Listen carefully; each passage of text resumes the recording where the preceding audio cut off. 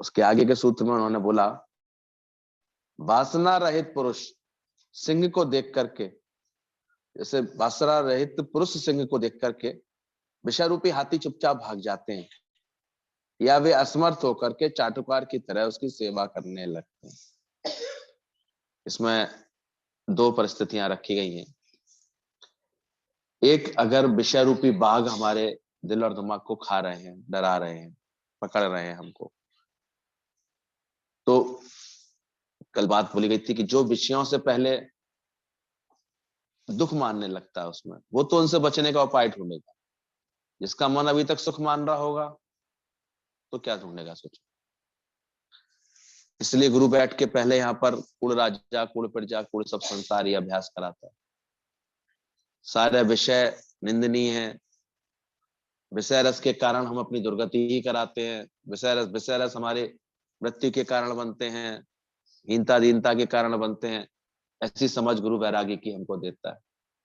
तो यहाँ बोला गया, विषय रूपी बाघ को देख करके भयभीत हुआ व्यक्ति जिस प्रकार खोजता है, तो ऐसे ही जिसके हृदय में साधना जग जाती है, मोक्ष की इच्छा जग जाती है, वो फिर विषयों से किधर जाता है, किनारा करने की कोशिश करता है, छुपने की, बचने की कोशिश करता है।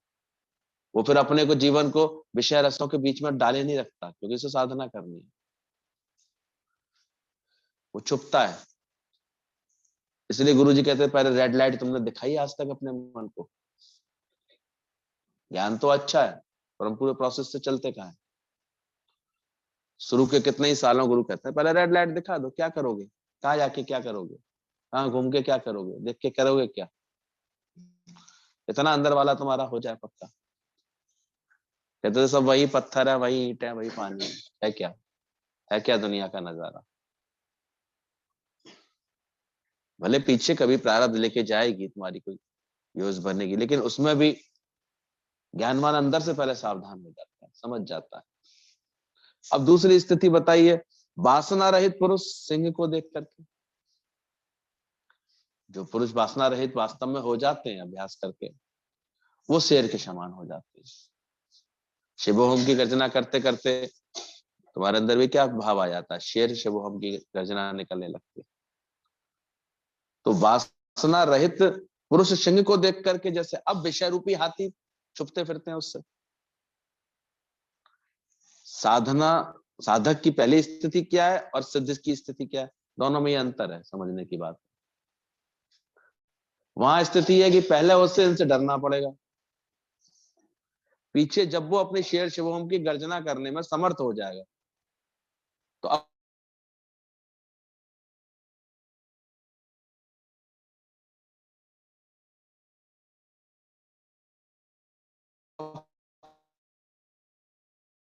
कुछ बिगाड़ नहीं पाते, उल्टे उससे भयभीत होते हैं। फिर एक स्थिति और बोल दी, वो कैसे दिखाई देते हैं, चटुकार की भांति उसके सामने सेवा करते हुए। सुब्रह्मण्य ज्ञानी की हमने अवस्था देखी अच्छे से, सारे विषय थे उनके इर्द गिर्द, लेकिन वो कर क्या रहे थे उनकी? ऐसे लगता था हाथ जोड़े, हर शब्द चाहता है मैं इनकी स्तुति गा लूं, हर दृश्य जाता है मैं कैसे इनको आनंद दूं और इनका अभिवादन करूं, इनके आगे झुकूं। हर स्पर्श लालायित होता है कि इनका एक वन टच, वन ग्लांस, कितना फर्क नहीं पड़ जाता अगर कोई अपनी वासना को जीत लेता है एक बार। सारे पांचों विषय कैसे उसकी चटकार की भांति से लालायित होकर के उसकी सेवा करना चाहते हैं। रूप रस गंध सब हम तो देखते हैं, ब्रह्मज्ञानी के महफिल में क्या नहीं होता है, सब हो जाता है, लेकिन वो कैसा होता है? शेर के समान। उसे पक्की तरह पता है, एक शिवोहम की गर्जना करने भर की देर होती है उसकी, सारी बकरियां अपने खंडर से कहां भाग जाएंगी? सब भाग जाती हैं इसके अंदर से। तो रहत अतीत सर्वरस भोगी। दिखने में तो आएगा भाई ज्ञानवान के पास क्या कमी है, सारे रस उसके इर्द गिर्द भी रहते दिखाई देते, कभी कभी बरतता हुआ भी दिखाई देगा, किसी को कोई बात बोलनी है शब्द भी बोलेगा, कभी किसी को प्रेम भी देगा, भाव भी देगा, किसी के आंसू भी पहुंचेगा, उसमें कदाचित कभी स्पर्श भी हो जाएगा, उसका सर पे भी हाथ जा सकता है। रूप, नाना रूप, प्रकृति इतने सुंदर सुंदर नजारे रखती है उसके सामने। रस, परमात्मा का रस ऐसे बिखरता रहता है। कितने 56 भोग लगते रहते थे, हम तो देखते थे उनके साथ। जितने प्रेमियों का भाव बनता जाता था, बढ़ता जाता था, उतना हम देखते थे और अच्छे से और अच्छे से। हर चीज और सुंदर और अच्छी दिखाई देती थी उनके ऊपर। पर कब शोभा दे रही थी? वो शेर के समान थे। आज कोई खुद तो अंदर से शेर बनाना हो और फिर ये सब चीजों की कल्पना करे या इन चीजों में सोचे कि नहीं नहीं नहीं, करते ना करता, भोगते ना भोगता, तो फिर ये उसकी लंपटपना हो जाएगा, धूर्तता हो जाएगी। और बल्कि सही बात तो ये है कि सिद्ध हो जाएगी। कोई कितना भी कहे कि मैंने शराब नहीं पी है, और लक्षण कौन से दिखाई देंगे? पिता ने तो कहा बेटा शराब नहीं पीना, बेटा शराब नहीं पीना। नहीं नहीं पिताजी नहीं पीऊंगा। और आ रहा था घर में तो लड़खड़ा रहा था, मुंह से बात आ रही थी, तो क्या होगा? लक्षण कौन से प्रकट होंगे? यहाँ कहने की बात नहीं होगी। ब्रह्मज्ञानी का दिख ही अलग जाता है, उसकी शान ही निराली होती है। महसूस नहीं किया था फरियाद में पैर रखते कैसी फरियाद की छटा बदल गई थी? सारी प्रकृति कैसे सेवा के लिए उमड़ पड़ी थी? सारे भक्तों के भाव कैसे उस आनंद में झूमने लगे थे। यहीं क्या, आसपास के सब क्षेत्रों से दौड़ाए थे। इतनी बड़ी बात होती थी, सोचो तो गुरुजी प्रकट होते थे तो क्या हो जाता।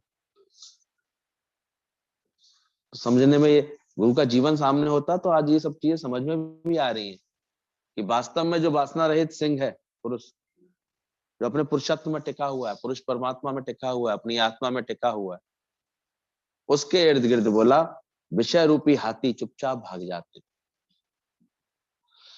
अब विषय उसको लभायमान नहीं करते, उसको चलायमान नहीं करते, वो अलग रहते हैं उससे। और उससे पहले बोला विषय रूपी बाघ को देख करके भयभीत हुआ मनुष्य। अभी मनुष्य है, वो सिंह नहीं बना ना अभी, तो उसको विषयों में सावधान रहना चाहिए, तुरंत एकांत लेना चाहिए, वृत्ति एकाग्र करनी चाहिए, सावधानी चाहिए। इसलिए पहले पहले हमको गुरु की जो वैराग्य की समझ है उसको लेके चलना चाहिए कि क्या है दुनिया का नजारा ढेर वालों के सिवा, क्या मिलेगा जगत से बेकरारी के सिवा। ये अभ्यास कोई पक्का ना करे और कहे नहीं नहीं नहीं मैं तो ज्ञान तो सुन लिया है मैंने, अब नहीं कर पाएगा वो। अभ्यास करा है तो बताओ, बोलो। ये बोल दिया उस समय, एक बोला जाता था कि पहाड़ की गुफा में, एक्चुअल में जो अंदर जाना है, अंदर की गुफा है ना, मूंद ले आंखें बाहर तू, भीतर आंखें खोल, ये है सही अभिप्राय। बाकी कहाँ भागोगे? गुफाओं में चले भी जाओगे तब भी ये छोड़ने वाली तो है नहीं बातें। आप सोचो लोग बाहर से नौटंकी भी कर ले, छोड़ के भी चले जाएं, तो भी नहीं है। होना है असल में वासना रहित। हम विषयों से भागने की कोशिश करें तो भी बात नहीं बनती। आप भाग लीजिए कितने में, लेकिन फिर आ जाएगा। बल्कि यही देखा गया अनुभव से कि जो जितना बाहर से नौटंकी करोगे भागने की, उतना अधिक सताएंगे ध्यान समाधि में, उतना अधिक सताएंगे। तो जागने की आवश्यकता नहीं, भागने की। वो जब तक वो भ्रम में था, अपने को मान रहा था कि मैं बकरियों का बच्चा हूँ, बकरी के साथ घूम रहा था। लेकिन जब वो जान गया कि मैं कौन हूँ, शिवोहम हूँ, मैं शेर हूँ, तो शेर की गर्जना की उसने, तो फिर कोई दिक्कत हुई? फिर तो वो एकदम से, फिर तो शेर उल्टे बकरियां भाग गई इसके इर्द गिर्द।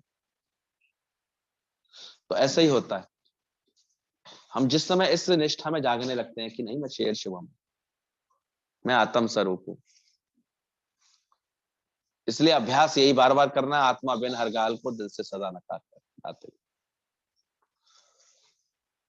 ठीक है, शुरू में जरूर ऐसा रहता है अभ्यास काल में कि ज्ञानवान अपने भीतर जाता है, बाहर से परहेज रखता है। ज्ञान श्रवण के बाद परहेज भी बहुत आवश्यक होता है। लेकिन परहेज भी कब तक रहता है व्यक्ति का, तो वो बीमारी के लक्षण होते हैं। जब स्वस्थ हो गया फिर डॉक्टर से कहो अरे आप तो दही खा रहे हो, हमें मना कर रहे हो, वो स्वस्थ है। वो तो कहता है सुबह एक कटोरी दही खा लेना अच्छा रहता है, प्रीबायोटिक पोस्टबायोटिक सारे इसके अंदर होते हैं। अपने आप में मेडिसिन है दही, तो पेट का फ्लोरा ठीक करता है, उसकी एसिडिक नेचर को ठीक कर देता है। और कभी कभी किसी की प्रकृति जब तक ठंड की वजह से नहीं ऐसे करती है तब तक अवॉइड भी करना चाहिए। कुछ लोग उसमें फिर राई का तड़का मार के खुसने से गर्म कर लेते हैं, वो भी तरीके होते हैं खाने के। छाछ अपने आप में कितना अच्छा रहता है, लेकिन जब अगर अंदर में कफ का प्रभाव अधिक है तो उल्टा दुष्कार हो जाता है। तो परहेज भी तो तभी करना आवश्यक है जब तो हमारी बीमारियां हैं। तो इसलिए साधक को परहेज में रहना बहुत आवश्यक है। परहेज करना नहीं चाहता बिल्कुल ही। कोई बाहर बाहर से केवल ब्रह्मज्ञानी को देखे तो भ्रमित ही रहता है बहुत दिनों तक, सोचता है यार, लेकिन वो परहेज करके आया होता है अपने गुरु के अंडर में। उसने जीता है अपने मन को, उसने जाना है सारा सच। वो जानता है कि है क्या दुनिया का नजारा ढेर वालों के सिवा। इसलिए निरंतर अपनी आत्मा का अभ्यास ही उसको दृढ़ता देता है। दूसरी स्थिति क्या बताई, जब वो वासना रहित हो जाएगा पुरुष सिंह के समान, वासना को त्याग मन जब आएगा आत्मा आनंद तभी तो पाएगा। वो छूटे उसके अंदर से, लगे रहो अभ्यास में। ये चकमक यूं ना जगती है ना यूं ज्योति चमकती है, ये भी गुरु जानता है। पड़ी आदत पुरानी ना बातों से चमकती, बदलती बदलती थोड़ी है चीज, थोड़ी थोड़ी रूपांतरित हो जाती है। हम कल देख रहे थे किसी के प्रेम को भाव को पूरा करने के लिए कल कितने प्रेम उत्साह से सब चले गए। तो प्रेमी तो था, क्या लेके गए। हमें पता है तुम लोग सब इतने भी हो गए समझदार, बहुत सारी चीजें छोड़ भी देते हो, बहुतों के कार्ड पड़े रहते हो, जाने का ही मन नहीं करता होगा। और कल मैं देख रहा था रमेश भाई के प्रेम में सब ऐसे खींचने का मन कर रहा था, जाने का मन कर रहा था। तो कभी कभी प्रेम करा भी देता है। वो रस थोड़ी थे, वहां प्रेम का भाव था, खुशी देने का भाव था, किसी की भावना को पूरा करने का भाव था। रोटी से ज्यादा किसी ने कुछ नहीं खाया वहां पर। है भी आजकल जाते भी हम देखते हैं, ढूंढते क्या है, दाल रोटी कहाँ है, क्या कर लेते हो पार्टियों में जाकर। तो अंदर तुम जरूर चेक कर लेना। गुरु जी के साथ हम लोग भी जाते थे, ले आते थे गुरु जी। तब तो ये भी नहीं होता था कि भाई गुरु है बस गुरु के साथ जा रहे हैं, खत्म बात, कुछ सोचना ही नहीं होता। लेकिन अंदर से देखते थे कि वो चूंकि सिंह समान थे, तो फिर वहां कोई विषय जो है चुपचाप, हालांकि हाथी से तुलना की, विषय रूपी हाथी, पर जैसे शेर के सामने हाथी भी चुपचाप भाग खड़ा होता है, ऐसी आत्मनिष्ठा के आगे ये सारे विषय रस भागने को। निर्वासना नर केसरी है, दूर इससे, दूर से ही देखकर, निर्वासना नर केसरी को दूर से ही देखकर हाथी विषय भाग जाते हैं, कोई इधर कोई इधर। तो निर्वासन तुझे संत जगावे, तो को तेरा रूप दिखावे। बार बार इसका अभ्यास बढ़ाओ अंदर से। कल भी बताया सारा सुख का केंद्र जब मेरे ही भीतर है, तो कहां कहां मैं बाहर अपने को भ्रमित करता हूँ कि यहाँ से सुख लूंगा, यहाँ सुख लूंगा। इसलिए बाहर के सुखों में यही होता रहता, सुख मांगा तो दुख आ गया। सुख स्वरूप हो सुख को ढूंढे, तो गुरु के वचनों पर ध्यान देंगे। अब एक तो श्रवण कर लिया, श्रवण करके माना तुमने अच्छी से इसको, इसका मान करके इसका आनंद लिया, इसकी इसका इसकी गहराई समझी कि सुख स्वरूप होकर के फिर बावलों की तरह भ्रमित होते हो, नहीं नहीं शायद यहाँ से सुख मिल जाएगा, इससे सुख मिल जाएगा, ये देखने से सुख मिल जाएगा, ये जाने से सुख मिल जाएगा, कैसे मिल जाएगा। तो सुख स्वरूप है। अरे झक मार के परमात्मा लाके परोसता ब्रह्मज्ञानी के लिए, तो सारी सृष्टि सेवा को लिए तरसती रहती है। ऐसी निष्ठा अपनी बनाते जाओ, पक्का करते जाओ। जैसे रख दे, गुरु के भी आज्ञा में इतना चलने का शौक होना चाहिए। जैसे रखे, आज्ञा दिए जाना है तो जाना, नहीं आज्ञा दिए तो नहीं जाना, ऐसे होना चाहिए गुरु को, शिष्य को ऐसा होना चाहिए। कोई हट नहीं होती उसके अंदर, कोई जिद नहीं होती, कोई बात नहीं होती, वो तो इतना समर्पित होता है, वो क्या जाने। और ऐसे समर्पित शिष्यों को फिर गुरु को भी कभी लगता है कि चलो अब इनसे कार्य करवाओ, समर्पण में रहे, इन्होंने जीता है अपने मन को। बाकी हर एक से थोड़ी गुरु काम करवा सकता है। अभी तो जिसका मन अभी विषयों में ही आनंद लेता है, विषयों में अटकता रहता है, उनसे कैसे काम के लिए कह सकते हैं? वो तो कहीं जाएगा एक बुराई को जन्म और दे आएगा। तो बचना चाहिए, पहले पहले अपने को बनाओ, अपने जीवन को संग का ये रंग लगाओ। क्या होता है, कैसे भी फीकी बात होती है, रौनक किसकी वजह से लगने लगती है? क्या करता है गुरु, कभी देखा, ऑब्जर्व करा करो। देता ही है गुरु, प्रेम ही देता है, उसका प्रेम देने का तरीका ही ऐसा होता है। ये तो है क्या दुनिया में, तो देखते हैं खर्च भी हो रहा है हजारों लाखों रुपए, लाख 2 लाख से कम खर्चे में तो कोई काम बन नहीं जाता, कभी बन रहा था। लेकिन क्या था, बिना ज्ञान हर कोई धोखा ही खाए, प्यासा ही आए जग से और प्यासा ही जाए। एक मुस्कुराहट भी एकमात्र केवल ज्ञानवान के चेहरे भी रहती है, कोई मिलेगी भी नहीं तुम्हें ढूंढते, क्योंकि उसके गुरु ने ही सजाया उसको शुक्राने से और मुस्कुराने से। ध्यान रखना इस बात। और गुरु को तुम अपने सामने से हटाओगे तो सिवाय धोखे के कुछ नहीं खाओगे। इसलिए अंत तक गुरु के आगे मन झुका रहे। एक शिष्य, गुरु जा रहे थे शिष्य के साथ, अचानक गुरु कुएं में गिर गया। शिष्य दौड़े, लाओ बचाए गुरु जी, आपको बचाए। बोला ना, तुम नहीं बचाओ, किसी और को भले ही आने दो, तू नहीं बचाना मुझे। अरे गुरु जी क्यों, ऐसा क्यों कह रहे हो? बोले नहीं, तुम नहीं बचाना, क्योंकि अगर तूने बचाया तो तेरे को ये अहंकार आएगा मैंने गुरु को बचाया, और तेरा ज्ञान बेकार हो जाए, फलहीन हो जाए। कितना गुरु शिष्य की भलाई सोचता है, सोच। तू नहीं बचा बैठना, नहीं तो तू कर बैठेगा अहंकार, फिर मैंने गुरु को निकाला कुएं से। फिर जो ज्ञान का असर तेरे ऊपर है, इसलिए सच्चा गुरु इतना निष्कामी होता है, इतनी भी आस नहीं रखता है, तब उसका ज्ञान फलदायक होता है, नहीं तो फलहीन हो जाता है। पर ये बातें कोई बिरले समझ पाते, तो दुनिया में तो समझते हैं अब तो हमारा हक है, निकालेंगे नहीं, मैंने इतना ज्ञान सुनाया है। उल्टी बुद्धि हो जाती तो ये समझ आ जाती। और दृष्टांत क्या सुनाते हैं गुरु जी, तो बचाना नहीं, नहीं तो ध्यान रखना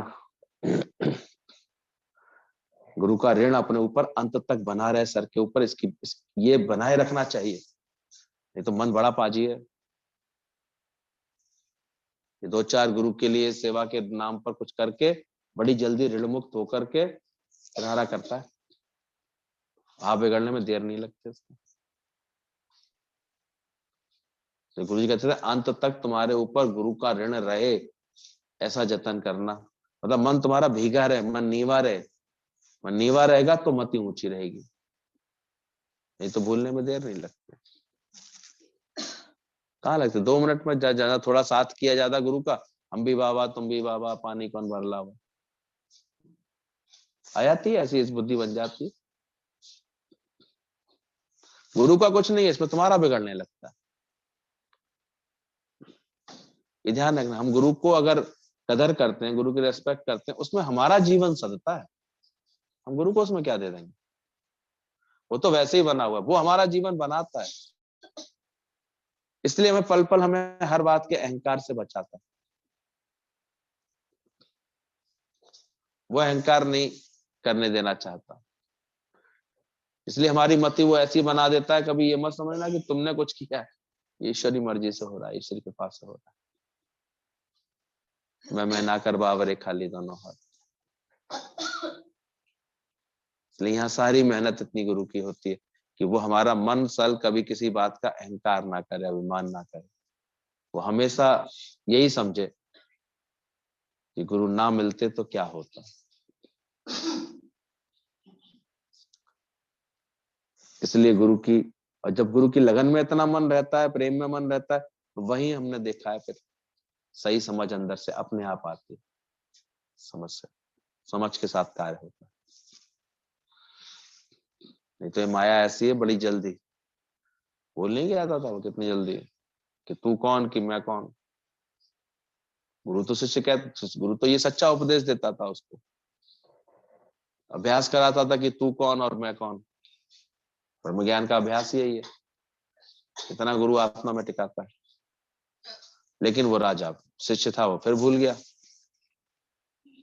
एक दिन बारात निकल रही थी, उसमें बड़ा उत्सुकता से ऐसे उचक उचक के देख रहा था, बड़ा मजा लेकर के। अब गुरु भी वही देख रहा था उसको कि गुरु भी शिष्यों की हरकतों पर नजर तो रखते हैं। तो देखो आज मैंने इसको कितना समझाया है, ये आज देखो कैसे सोच रहा है, बड़ा मजा आ रहा है, बड़ा मजा आ रहा है। गुरु थोड़ा वेश बदला हुआ था, कुछ साफा ऐसे बांधे हुए थे, मुंह ढका हुआ था। अरे क्या कर रहा है? अरे तू क्या जाने, तू गंवार, कितनी बढ़िया राजा की सवारी निकल रही है, क्या मजे आ रहे हैं, ढोल ताशे बज रहे हैं, कितना मजा आ रहा है। उन्होंने कहा अच्छा भाई कौन राजा? अरे तुम राजा नहीं जानते, वो तो हाथी के ऊपर बैठा है वो राजा, उसकी सवारी निकल रही है, आज कितना जश्न हो रहा है। बोले ऊपर, बोले कौन ऊपर कौन नीचे? इतनी गुस्सा आई, उसने गुरु को नीचे दबा के सुबह चढ़ के बैठ गया। देख अब तू नीचे मैं ऊपर, ऐसे वो बैठा ना हाथी के ऊपर, तू नीचे मैं ऊपर। गुरु नम्रता से बोला तू कौन और मैं कौन। सोई उसको एकदम झटका लगा, अरे गौर से देखा, अरे ये तो गुरु जी है। तो एकदम चरणों में गिरा, अरे गुरु जी। अरे फिर भूल गया, रोज पक्का कराता हूँ, फिर तो जगत में आसक्त हो रहा है, फिर तो जगत में अटकाव चाह रहा है। तो सोचो तुम्हारे अगर जब बुद्धि सही तरह से आत्मनिष्ठ हो जाए, फिर किस चीज से, ये कौन से सत्यनिष्ठ कहां से आएंगी चीजें ये सब? फिर तो दृष्टांत सिद्धांत एक कोई मैसेज के लिए सुन लोगे, समझ लोगे बस। एक संदेश है छोटा सा छुपा हुआ इस दृष्टांत में कि भाई ठीक है, कभी कभी ऐसा भी हो जाता है, करो भलाई मिले बुराई, इसमें क्या बात है, ऐसा भी हो जाता। उसने भले अच्छे के लिए किया था, राजा की जूती ना भीगे, पड़ गई चार्ज उसके ऊपर, डंडे पड़ गए सैनिकों के। निश्चित रूप जब उसने अपनी बात बता दी होगी, अपनी भावना बता दी होगी, तो उसको सराहना भी मिल जाएगी, उसमें कौन सा। तो दुनिया में कुछ भी अगर हो रहा है तो उसमें इतना क्यों उलझ जाते? पेपर तो सबके लिए एक सा आया होगा ना? अब जिसने पढ़ाई कर ली होगी, उस वक्त दिमाग जिसका अच्छे से काम कर गया होगा, जितना अनुभव के साथ उसने दे दिया हुआ वो पेपर परीक्षा को, उतना सफलता दिखेगी। और सफलता भी इसमें क्या करा है, जहां 4 लाख लोग दौड़ रहे हैं,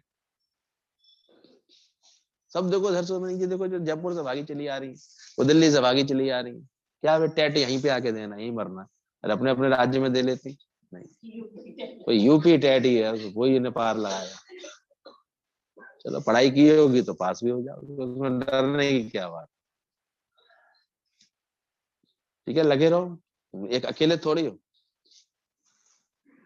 तुम तो अपने को बड़ा स्पेशल मान रहे हो, लेकिन तुम्हारे जैसे वहां पर 4 लाख है, 2 लाख है, 1 लाख है, कितने भी होंगे, निकल जाएगी तुम्हारी गाड़ी आगे निकल जाएगी, तो ठीक है, एक एक नंबर पे तो कट ऑफ बन जाती है, एक एक परसेंटेज पे ऐसा होने लगता है। दो अपनी बेस्ट, ये तो है ही है, दुनिया में अगर जीना है तो अपना बेस्ट परफॉर्मेंस दो। सत्संग में भी हम देखते हैं, कोई अपना बेस्ट रखने लगता है, उसकी थोड़ी बकत होती है, वरना यहाँ भी क्या कर सकता है, गुरु भी क्या कर सकता है। यहाँ भी अपना तन मन धन अच्छे से निष्कामी बना ले, प्रेम में समर्पित करते, अंत तक अपने को निमाड़ा करे, प्रेम वाला बना रहे, उसकी हम देखते हैं थोड़ी सी दाल गलती दिख रही है सत्संग में बना की, तो सबकी कच्ची दाल है, मुंह बनाए बैठे रहते हैं। क्या मिलेगी इसमें, क्या मिलेगा जगत से? बेकरारी के सिवा हर जगह एक सही नमूना चलना ही पड़ेगा तुम। तो प्रकट करो अपने शेर शुभ हमको अंदर से। कहते हैं इसलिए विषयों से भागकर जंगल जाने से समस्या का समाधान नहीं है, बल्कि वासना रहित हो जाने में इसका उपाय। भागने की आवश्यकता नहीं है, जागने की इसलिए आवश्यकता है। वासना ही आकर्षण पैदा करती है। यदि वासना खो गई तो आकर्षण अपने आप समाप्त हो जाएगा, फिर चित्त का निरोध करना नहीं पड़ेगा। शुरू में आवश्यकता होगी निरोध करने की, रोकने की उसे, लेकिन जैसे जैसे वासना क्षीण होगी, और वासना कब क्षीण होगी, जब अंदर बहुत उससे भी बड़ा खजाना हमको दिखेगा, प्राप्त हो ऐसे, तब ये बाहर के आकर्षण धीरे धीरे छूटते हैं। लगे तो सही कि मेरे पास कितनी बड़ी दौलत है, नहीं तो देखो थोड़े से धन के पीछे रोज अपनी की व्याकुलता बढ़ाते ही रहते हैं लोग। सबसे पद है तेरा ऊंचा, लाल है तू लासानी। तेरा पद सबसे ऊंचा है, कहाँ अटके रहते हो? अभी भी कह रहे थे कहां से आए तेरे भाई, ये भ्रम में ऐसे भटकते रहते हो खामखा। क्यों नहीं जानते कि तू आत्म स्वरूप है, तू आनंद स्वरूप है, अपना मूल पहचान, समझ मन दर्शन यही भगवान। अभी तवान समझाना चाह रहे थे, समझा होगा जिसने समझी होगी बात को, कि कैसे इससे मुकर गया है ज्ञानी, मेरा कोई नहीं है। अब जो भी सेवा करेगा वो प्रेम की खातिर करेगा उसके बाद। अज्ञानी सेवा करता है बंधन समझ के, बंधन बन बंद करके, अरे हस्बैंड ने करनी पड़ेगी, बच्चों की करनी पड़ेगी, इसकी करनी पड़ेगी, समाज में करना पड़ेगा, परिवार में करना पड़ेगा। वो पड़ेगा उसको, ज्ञानी को पड़ेगा नहीं, क्योंकि उसने ज्ञान को जाना है। अब उसका प्रेम रह जाएगा केवल, और प्रेम में क्या हो गया उसे याद भी नहीं है। एक्टिव हमेशा रहेगा वो जानता है शरीर का तो तप यही बनी, शरीर के तप के बिना, शरीर का तप बोला, दो ही बातें बताई गीता भगवान ने। एक तो निर्वासनिक होना, ब्रह्मचर्य में रहना, ये इसका तप है।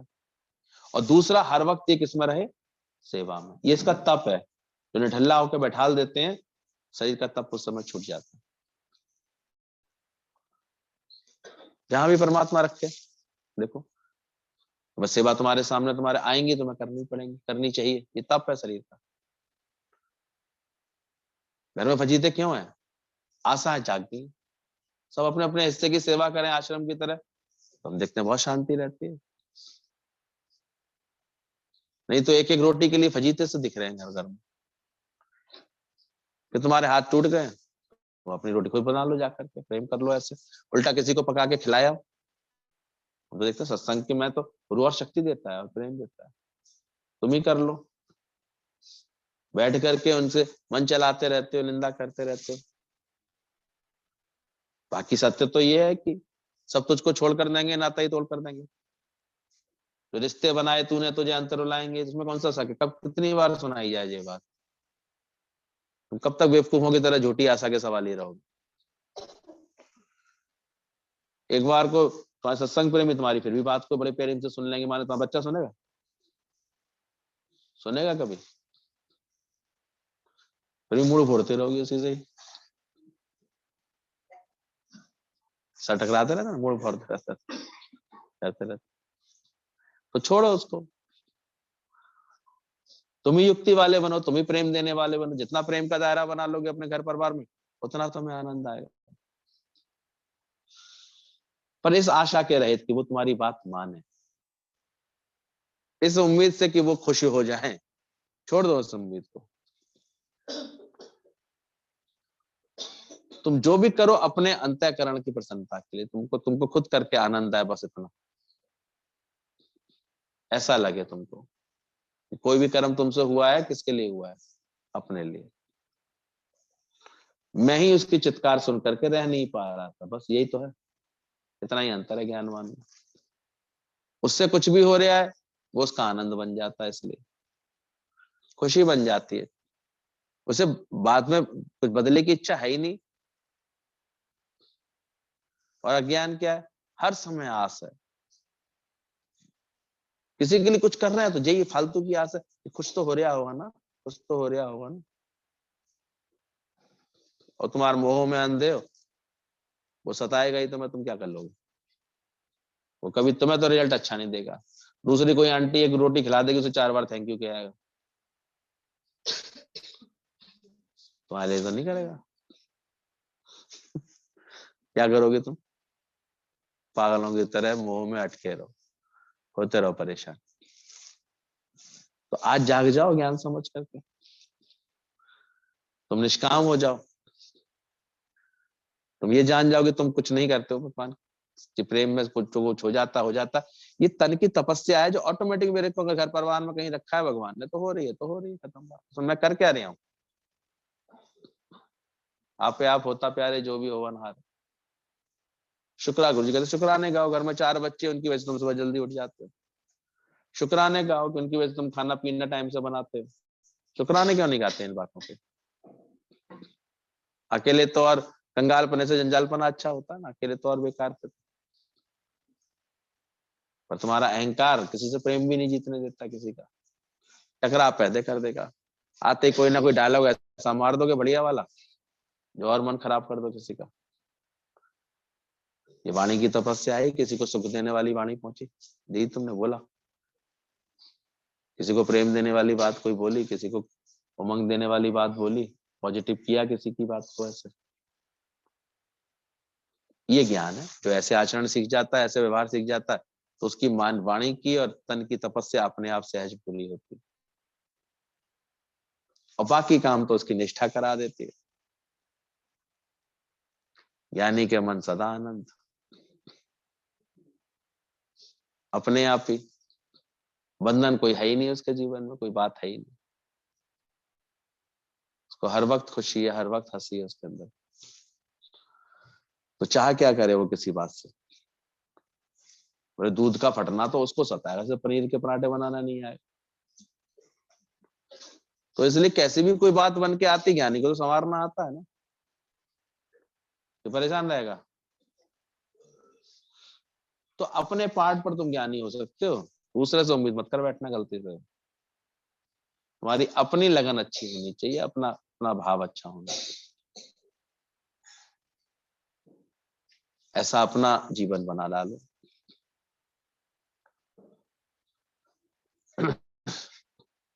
तो गुरु का ज्ञान जब अच्छे से मिल जाता है, तो ये समझ आ जाती है अंदर से, छूट जाता है। तो मुख से हर वक्त शुक्राना निकलता है, और 5 देवताओं का स्मरण अपने आप उसको होता है। शुक्राना में कौन कौन से 5 देवता आते हैं? शुक्राना, शिव जी, उमा जी, ऊ की मात्रा, का से कृष्ण, रा से राम, ना से नानक देव।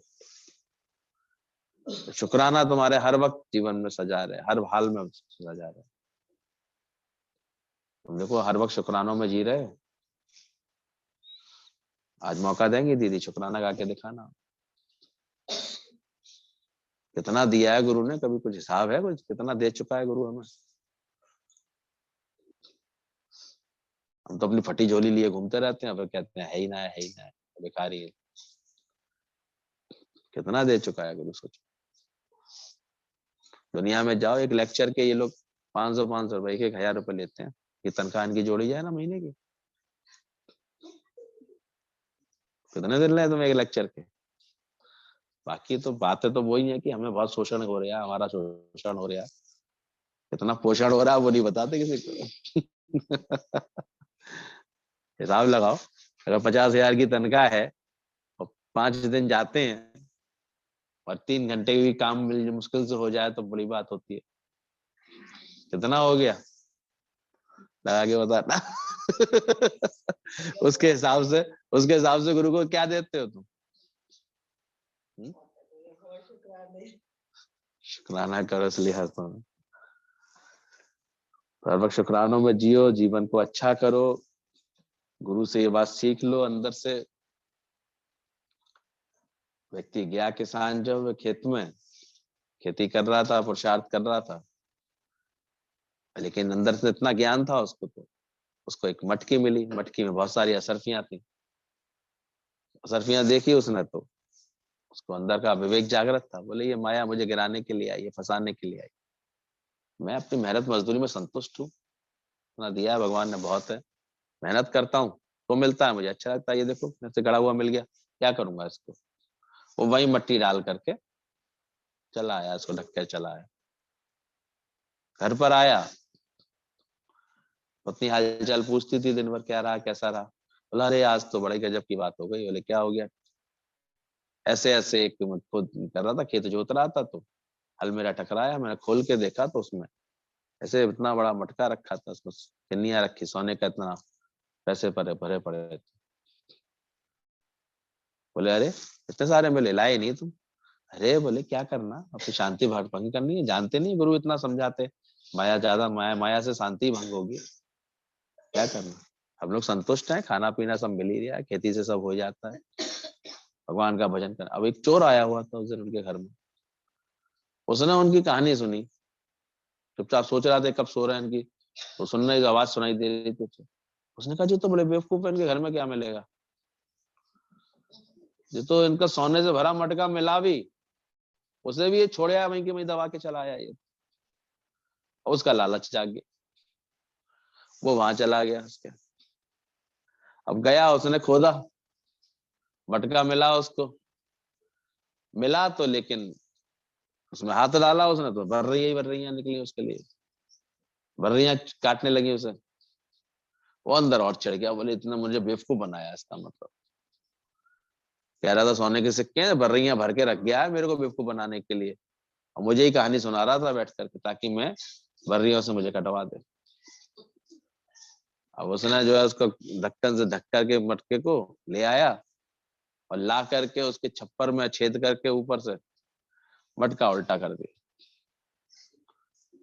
मटका उल्टा कर दिया, सोच चाहिए था कि सारी बर्रियां इसकी झोंपड़ी में घुस जाएंगी घर में, और इसको जो है तुम्हारा करेंगी, लेकिन वहां तो छन छन छन छन छन छन गिन्नियां बरस गई उसके घर में।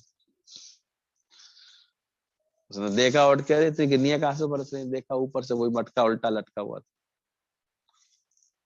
कहता क्या बताऊं भगवान की भी लीला कैसी है, वो देने पे आया तो छप्पड़ फाड़ के भी दे देता है। वो ऐसा पीछे पीछे पड़ गया, सुबह वहां दे दी, वहां छोड़ाया तो यहाँ घर पे भेज दी सारी। तो कैसी लीला होती है भगवान की, फिर देखो तो भगवान को समर्पित होते हैं, माया रहित अपने को बनाते हैं, चाह रहित बनाते हैं, उनके जीवन में कैसी लीलाएं होती हैं, ऐसी लीलाएं होती हैं, छप्पड़ फाड़ के दे देता है, पहुंचा देता है। और इच्छा वाले के लिए माया क्या हो जाती है, डंक मारती है। और ज्ञानवान के लिए गिन्नियां सी बरस जाती हैं, सुखी सुख बरस जाते हैं।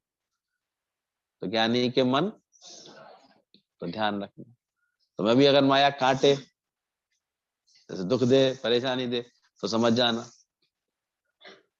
तो समझ लेना है माया है, और नहीं तो पड़ी रहती है, चलता रहता है, उपयोग होता रहता है। तो समझ जब अंदर में आ जाती है, तो ऐसे चुपचाप ही सेवा करने लगती है सारी माया से। तो तुम्हारा जीवन अच्छा बनता है, ज्ञानवान बनता है, तो फिर ये सेवा करती है अंदर से। इसलिए ब्रह्म ज्ञानी की सारी माया जो है एक दासी के समान प्रतीत होती है, सुख दे रही होती है उनको, घर परिवार आप देखा करो, बंगले जायदाद कैसी बनती चली गई गुरु जी के पास, लेकिन किसके लिए सब, निष्काम के लिए। तो बड़ा अच्छा एक मैसेज दिखा रहे थे, बोले वो तीली जब तक दीपक जलाती रहती है तभी तक वो जलती रहती है, और जैसे सारे दीपक जला देती है वो मोमबत्ती या वो जो भी मसाला है, फिर उसको क्या कर देते हैं, बुझा देते। तो जीवन कब तक जलता है तुम्हारा भी, जब तक दूसरों को सुख दे रहा है, निष्काम सेवा करता रहता है। और जिस दिन इसके लायक ना रहे, कहना भगवान बुझाओ जल्दी सब, किसका क्या काम, या तो अंत तक लगे रहना इसी काम में, इरादा क्या है, नहीं तो तीली को क्या किया जाएगा। तुम्हारा भी जीवन ऐसा होना चाहिए कि अंत तक क्या रहे, किसमें लगे, सबको प्रेम देने में, खुशी देने में, आनंद देने में, उमंग देने में लगे रहो। नहीं तो फिर ऐसी कोई परिस्थिति की फूंक लगेगी, पंडित जी कहूँ की नहीं रहोगे, टे टे टे टे नहीं निकल जाएंगे, ध्यान नहीं। इसलिए कह रहा हूँ बांटना शुरू करो, प्रेम देना शुरू करो, खुश रहना शुरू करो, शुक्राने करना शुरू करो, गुरु के तहे दिल से शुक्रिया करते रहो हर वक्त, शुक्राने गाए दिल। तो क्या इरादे हैं, नेक हैं इरादे, अच्छे तहे दिल से शुक्राना करना, मौका दे दिया उन्होंने फिरोजाबाद को, लाभ ले लेना।